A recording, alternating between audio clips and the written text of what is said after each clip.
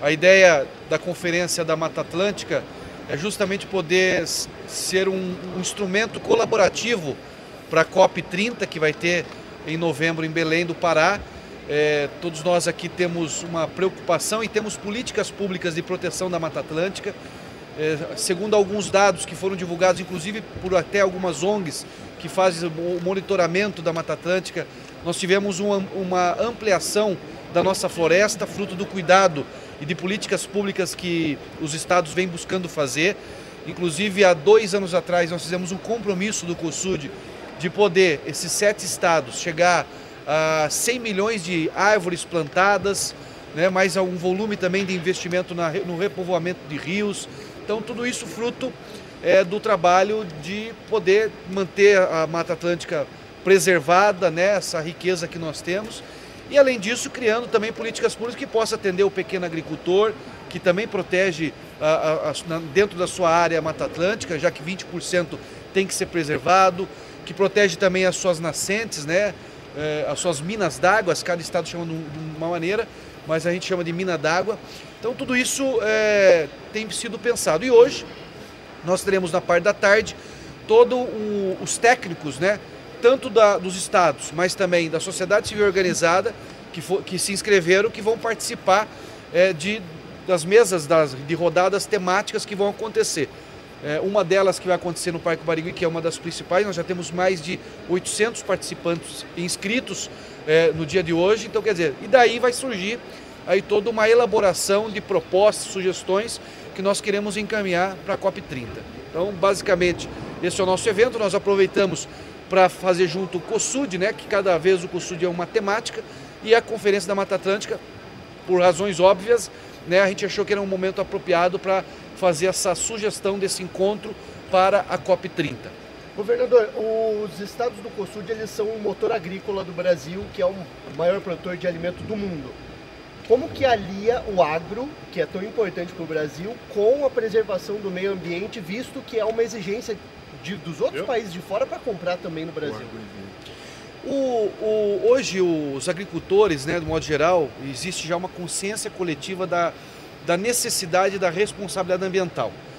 O agricultor, por natureza, ele preserva, porque ele sem água ele não consegue produzir. Então, para ele ter água, ele tem que ter uma proteção de floresta ali, para proteger a sua mina d'água e assim por diante. E existe essa consciência também, que existe a necessidade do agro verde, que é justamente para atender o mundo todo, que cada vez mais cobra essa responsabilidade ambiental. Então, as leis brasileiras são as mais modernas e as mais duras. Não tenho nenhuma lei no mundo que é mais duro que o Código Florestal, rígido, né, e de forma muito clara, né, o bioma da Amazônia você pode fazer, o tamanho que tem que ser protegido, que é 80% da área. Na Mata Atlântica nós temos 20%, no Cerrado é 35%, então no Pampa tem a sua característica. Então cada região, essa lei que foi feita lá atrás, ela foi muito bem organizada no sentido de defender o bioma e ao mesmo tempo deixar com que haja produção também, porque obviamente o país também precisa de desenvolvimento econômico e social. Então eu acredito que hoje está muito avançado, não é à toa que os estados, em especial do Sul e Sudeste, hoje são grandes produtores agrícolas, mas preservam as suas matas ciliares, têm as suas áreas de APP, né, protegem as suas nascentes, até porque é uma necessidade de sobrevivência local, né? Se não houver isso, nada daquilo de riqueza que tem necessidade de ser produzido vai conseguir avançar e até vender. A nova lei de licenciamento ambiental que está sendo discutido no Congresso, há críticas, os ambientalistas chamam inclusive de projeto de devassação. Aqui no Paraná já teve uma flexibilização semelhante. Queria ouvir dos governadores, são favoráveis ou não, e os vetos que o presidente Lula fez devem ser mantidos ou não. Queria ouvir sobre esse tema. Alguém quer falar? Casa Grande, que é o nosso. Casão, quer Mas é do consórcio Brasil Verde. Na verdade, em primeiro lugar, boa tarde já a todos. O que nós entendemos é que há de se ter um equilíbrio entre o desenvolvimento e a preservação, chamado de desenvolvimento sustentável. Então, você não pode ter, e essa discussão começa, a gente tem que lembrar muito pela questão da margem equatorial, na questão do petróleo. O que a gente sempre defendeu é que não adianta você ter uma população extremamente pobre, miserável, uma riqueza ali e com os vizinhos todos explorando. Então acho que dali inicia-se esse debate, e esse debate vem, inclusive, exatamente por excesso, muitas vezes, de legislação que não protege nada e que, na verdade, impede uma construção. Eu lembro que lá no Rio a gente teve um grande exemplo, que a Fórmula 1 ia para lá na floresta do Graboatá, que na verdade é um lixão. Há muitos anos não é floresta, não é nada, e deixou-se de ter um grande empreendimento que, na verdade, ia começar a preservar e usar só 20% do território, ia preservar 80%, que é um grande lixão, e perdeu-se por excesso de norma. Acho que, mais uma vez, o Brasil tem que atingir o equilíbrio entre proteger sua casa comum, proteger o clima, proteger essa transição toda que a gente está passando, sem que isso deixe áreas se degradarem. Eu lá no Rio, eu falo muito a questão do tombamento, né? O tombamento sem fonte de custeio é para tombar mesmo, porque você não consegue preservar nada. Então, no ambiente, a realidade é a mesma, há de se ter um equilíbrio, não adianta nem liberar tudo, e também não adianta ficar com excesso de protecionismo que faz com que a gente não consiga desenvolver e também não consiga dinheiro para preservar. Eu acho que a gente está vendo muito aqui em todas as falas, se não tiver dinheiro para preservar, na verdade não se preserva-se absolutamente nada, a gente vê uma degradação em escala alta. Então, para que se tenha dinheiro, tem que se ter desenvolvimento. Governador Ratinho, eu gostaria de fazer uma pergunta, que o senhor explicasse com relação ao Banco Verde que foi apresentado hoje aqui, aproveitando também, já que nós estamos ao vivo aí no Voz do Litoral, para todo o litoral, falasse também sobre a preservação no litoral, que é muito importante. O Banco Verde é uma iniciativa que até alguns estados já estão fazendo, até o Casagrande estava me explicando que no Espírito Santo já tem uma política pública nesse sentido, é justamente você... Primeiro, as empresas que têm, né, um viés de desenvolvimento sustentável ou que vierem fazer investimento com as licenças, com os incentivos do Estado, parte disso possa vir para esse fundo, onde nós vamos utilizá-lo, obviamente, para preservação, né, de parques já existentes ou de novos parques. E também a ideia é poder avançar para o pequeno agricultor. O pequeno agricultor hoje, pela lei federal, pela lei brasileira, que é muito boa e é importante, ele pega 20% do seu patrimônio. Então, se ele tem lá 1 hectare, ele pega 20% daquele imóvel, que ele pagou, vamos dizer assim, tabela cheia, né, para ter aquele ativo, e ele preserva sem ter nenhum tipo de remuneração. Aquilo acaba sendo perdido dentro do patrimônio dele, né? E ele preserva para todos nós, não preserva só para ele, preserva para a sociedade.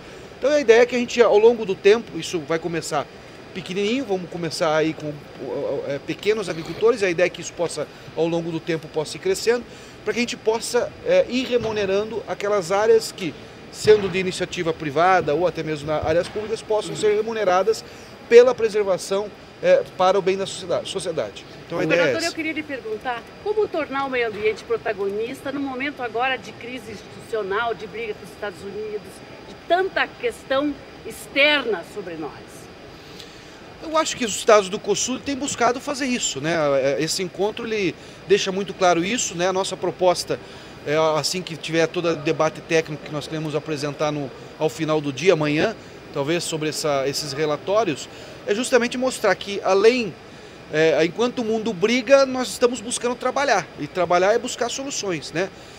Soluções também de você colocar raciocínio lógico dentro da questão ambiental. Por exemplo, o Brasil tem um problema de saneamento básico gigantesco.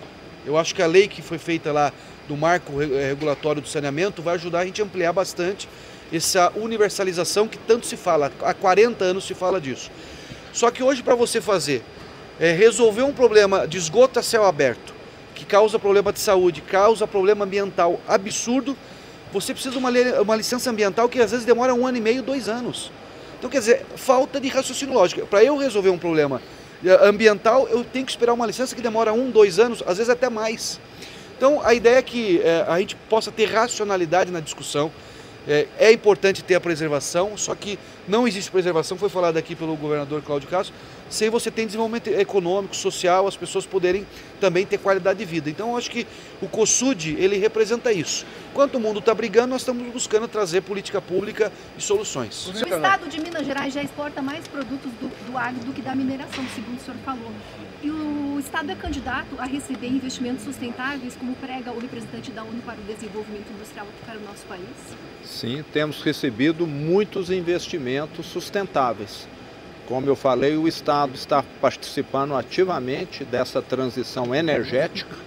Começamos, na minha gestão, a extração do lítio, que é um mineral estratégico, um metal estratégico para a fabricação de baterias, juntamente com o nióbio, que já era extraído, e mais recentemente as terras raras na região de Poços de Caldas. E lembrando que nós somos um estado que temos caminhado para mostrar que aquilo que nós mais exportamos e vendemos para o exterior tem uma pegada de carbono muito menor do que em outros países, como o nosso aço. O aço produzido em Minas Gerais é o aço mais verde do mundo, já que boa parte do combustível utilizado é um carvão vegetal, o que não acontece em nenhum outro lugar do mundo. O nosso café, da mesma forma que o do Espírito Santo hoje, nós já temos conseguido atestar que mais de 99% dos proprietários, dos microprodutores inclusive, essa produção é feita com responsabilidade ambiental. Monitoramento via satélite, a nossa Secretaria de Agricultura fez um convênio com a Universidade Federal de Minas Gerais e criaram todo um processo que certifica, até superando as exigências da comunidade europeia. Então essa visão de que sustentabilidade é o caminho do futuro está muito incorporada em Minas. Nós sabemos que o Rio Grande do Sul foi um dos estados que mais sofreu essa questão, são 4 secas, aí uma enchente históricas e mais de 150 bilhões de prejuízos aos produtores rurais. E recentemente o governo federal aí, entre os agricultores, tentaram aí um acordo. A gente sabe que os produtores rurais aí do Rio Grande do Sul não concordaram com esse acordo. Qual é a medida que você, como governador agora, pode fazer para ajudar os produtores rurais do Rio Grande do Sul? Bom, vamos lá. O que aconteceu no Rio Grande do Sul é uma demonstração importante de que, independentemente de cada um fazer a sua parte, nós precisamos fazer todos juntos, né, em cooperação, um trabalho de mitigação, de redução das mudanças climáticas. Nós já vivemos eventos climáticos extremos. O que mais se notabilizou no ano passado e que mais recebeu a atenção das pessoas, aliás, muita ajuda de todo o Brasil, que a gente agradece, foram as enchentes, mas boa parte dos nossos desafios econômicos estão relacionados a outro evento climático extremo, que são as estiagens. Nós tivemos, ao longo desses últimos quase 7 anos que eu governo o estado do Rio Grande do Sul, 4 estiagens severas que afetaram a nossa produção primária. Nós perdemos, em algumas delas, quase 40% da nossa safra de soja, que é muito importante para a nossa economia, e isso gera efeitos para a arrecadação do estado, para o emprego, para a movimentação no comércio, na produção industrial. Todos são afetados por esses efeitos econômicos, né, dos eventos climáticos extremos, nesse caso das estiagens. E, naturalmente, essa recorrência de eventos acaba gerando um impacto, especialmente sobre os produtores rurais.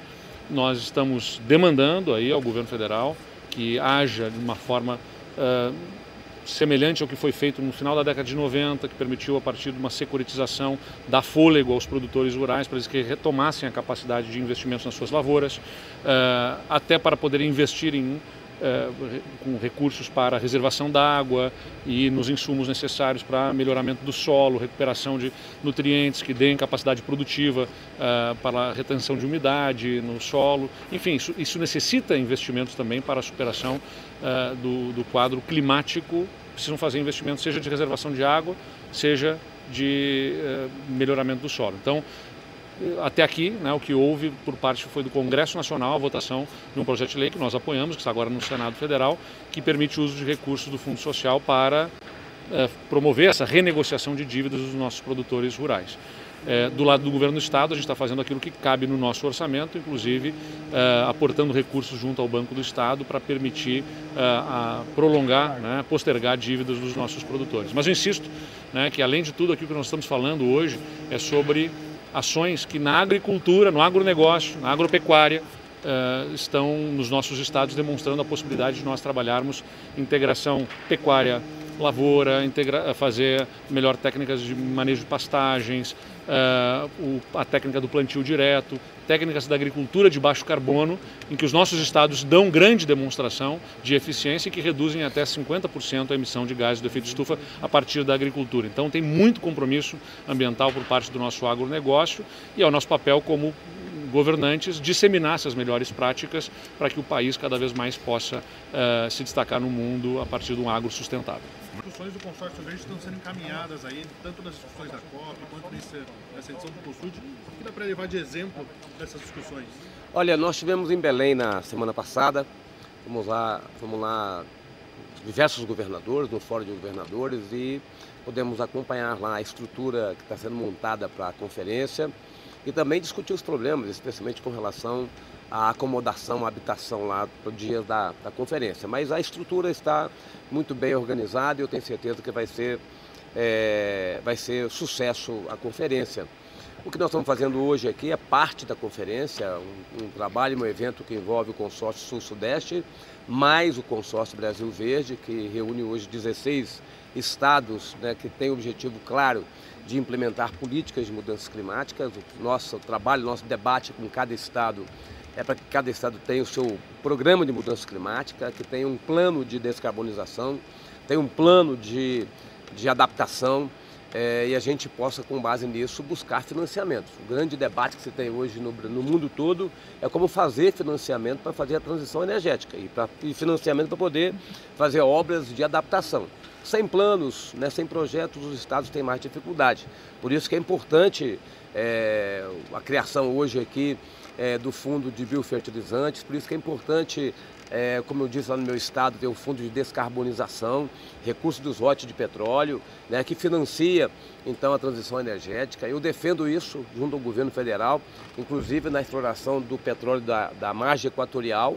Eu tenho plena convicção que em algum momento aquele petróleo vai ser explorado e seria bom que fosse explorado usando aquilo que cabe aos municípios, que cabe aos estados e à União, para que pudesse ser usado para proteger a floresta amazônica, pudesse ser usado para fazer a transição energética. Então a gente usar a força de um inimigo, que é o petróleo, para a gente poder agilizar a transição energética, a gente tem energia renovável. Então tem um outro instrumento grandioso para a Mata Atlântica, que eu tenho, na tarde eu vou poder discutir e debater sobre esse tema, que é a implementação do Código Florestal.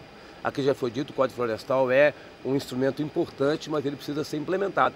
Para ser implementado tem que fazer o cadastro ambiental rural, tem que partir depois do cadastro para os planos de recuperação ambiental. Então, mas é um instrumento importante, porque também quem estiver no tempo certo poderá usar a floresta produtiva, inclusive para algumas áreas de preservação. Então, a Mata Atlântica tem um trabalho que precisa ser feito de preservar o que tem, restaurar o que a gente precisa restaurar, e a implementação do Código Florestal pode ser um grande instrumento. Só queria perguntar para vocês rapidinho, o que os estados estão fazendo para tentar minimizar os impactos das tarifas? Há estudos que apontam que em breve 1 milhão de empregos podem ser perdidos, principalmente na indústria. O que é possível fazer ou o que os estados já estão fazendo para tentar minimizar esses impactos nesse momento? Olha, nós estamos primeiro, eu vou falar pelo Espírito Santo, assim, nós estamos acompanhando aquilo que o governo federal anunciou, esperamos que o Congresso vote, né, aquelas matérias, mas isso não resolve completamente o assunto. Acho que o assunto também não tem solução a curto prazo. O que nós vamos fazer, porque lá no Espírito Santo nós temos um banco de desenvolvimento e um banco comercial, o Sul tem o banco regional, né, que também pode ser utilizado como instrumento de financiamento.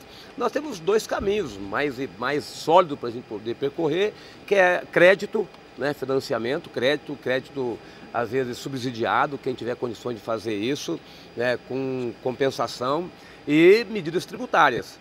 Outras medidas são muito pontuais. Nós vamos tratar de medidas pontuais porque nós temos alguns setores que são muito regionais, por exemplo, produção de gengibre. Envolve lá alguns municípios do estado. Pimenta do Reino, somos o maior produtor de pimenta do Reino do Brasil, também é uma questão regional. O café, que também é importante para nós, para Minas Gerais, o café acha mercado com muito mais facilidade. Mas a atividade industrial, nós vamos ajudar a complementar as ações do governo federal com linhas de financiamento e com medidas tributárias. Gente, muito obrigado, viu? Obrigado. No Rio Grande do Sul nós vai estar presente. No Rio Grande do Sul nós identificamos 174 empresas em que o faturamento delas, mais de 20% é relacionado a exportações para os Estados Unidos. A gente monitora especialmente essas empresas, estamos atuando na mesma direção, crédito subsidiado e também facilitação de transferência de saldo credor de ICMS. Agora tem que ter clareza de que todas essas medidas são paliativas, elas não se sustentam ao longo do tempo. É dar o tempo em que se permita achar novos mercados e reconverter a produção dessas indústrias para aquilo que seja aproveitado domesticamente para conseguir sobreviver até que haja alguma negociação que supere esse impasse com os Estados Unidos. A Carta de Curitiba quer significar que não há dicotomia, que não há conflito entre o agronegócio, a agricultura de plantio direto, a biodiversidade e a preservação da natureza. Nós não podemos esquecer que tudo é feito de carbono, que mais ou menos carbono é que torna o mundo melhor. Menos carbono é o que torna o mundo melhor. Então não há de ser mundo melhor um mundo movido a bioenergia, a biometano, a biofertilizantes, como preconiza a professora Maria Ângela Hungria. Não há de ser um mundo melhor um álcool feito de milho, um álcool feito de soja, um álcool feito de álcool, que é cana-de-açúcar e que é biológico também. Cada ônibus elétrico que entra em circulação em Curitiba significa menos 847 árvores que seriam cortadas ou mais 847 árvores que são plantadas. O governo federal tem que pensar, inclusive isso que o governador do Rio de Janeiro disse, dos royalties do petróleo também financiarem a prosperidade das cidades através da descarbonização. A selva não é um erro. A selva com os rios aéreos, ela é uma riqueza. Mas esses rios aéreos que sopram da Amazônia sobre nós precisam ser alimentados com mais floresta, com mais árvores, com menos carbono. E o que não quer calar é a pergunta: será que os créditos verdes, isso que querem exigir de nós, que é a certificação de que nós temos que usar o nosso verde como salvo-conduto, não pode significar um salvo-conduto para o mundo que usa gás carbônico, que polui, que suja, que usa carvão de hulha, continue sujando o mundo. O Brasil faz sua parte. O Paraná é a terra da energia limpa. Curitiba é a mais ecológica das cidades. O grito que sai de Curitiba é o grito da selva, da floresta, da mata. Quem polui, presta atenção em quem planta. Secretário, sobre o Banco Verde também já é uma iniciativa para apoiar os projetos ambientais. O Banco Verde é dinheiro para apoiar o projeto ambiental, é pagamento de serviço ambiental para os mais humildes e também os créditos de biodiversidade financiados pelo BRDE significam isso. Parece que o Espírito Santo tem isso também, parece que o Rio Grande quer fazer. Veja, provocar ideias. Só o que vai salvar a floresta é o pensamento a favor da floresta e do verde. Não é o conflito social. O conflito social precisa ser dirimido no momento em que nós pensamos na paz que sopra na floresta.